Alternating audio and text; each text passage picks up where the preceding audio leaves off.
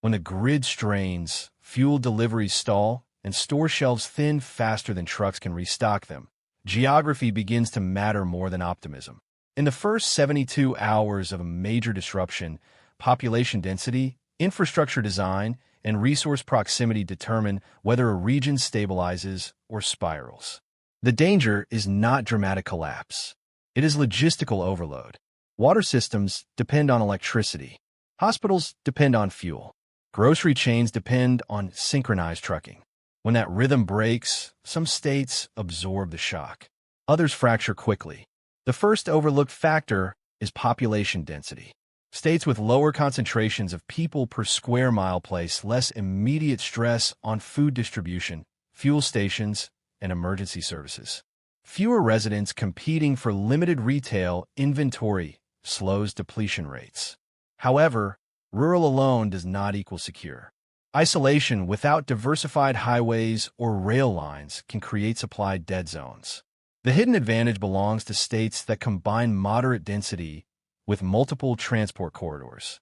Redundant interstate routes, rail networks, and inland waterways create flexibility. If one artery fails, others compensate. Recovery data from major hurricanes consistently shows regions with diversified freight access restore distribution faster than those dependent on a single corridor. Water security forms the second defensive layer. States with access to large freshwater reserves, major river systems, stable aquifers, or large lakes hold structural advantages during infrastructure stress. Water scarcity multiplies public health risk. Yet the key detail is not just water presence, but treatment redundancy. Decentralized pumping stations with backup power prevent contamination cascades. Regions that invest in grid-supported water systems recover faster because they avoid boil advisories that overwhelm medical systems. Energy diversity becomes the third stabilizer. States generating electricity from multiple sources, natural gas, hydroelectric, wind, nuclear, reduce vulnerability to single-source disruption. Interconnected grids with reserve capacity can reroute power around damaged nodes.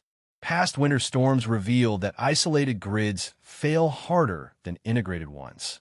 Energy resilience directly affects heating, cooling, refrigeration, and medical continuity. States with surplus generation margins reduce mortality during extreme temperatures. Agricultural integration defines the fourth fortress trait. States producing surplus grains, livestock, and vegetables possess inherent caloric buffers. But production alone is insufficient. Processing facilities, cold storage, and short farm-to-consumer distances determine whether food remains accessible. During past supply disruptions, livestock remained on farms while retail shortages emerged due to processing bottlenecks. States combining production and processing shorten vulnerability windows. The fifth characteristic is urban distribution. Regions dominated by one massive metro area face concentrated strain during evacuation or panic buying. States with multiple mid-sized cities distribute demand across wider areas, reducing infrastructure overload. Emergency management data shows dispersed population centers absorb shock more evenly than single hub systems. Public health capacity forms the sixth pillar. Hospital bed availability, trauma centers, and coordinated state emergency response systems determine recovery speed. Federal aid does not equalize resilience. States with stronger pre-existing emergency frameworks deploy resources more efficiently and reduce secondary mortality. The seventh factor is climate moderation. Regions less prone to extreme drought, frequent hurricanes, or persistent wildfire experience fewer compound stress events. Climate stability reduces simultaneous infrastructure strain, preserving recovery bandwidth.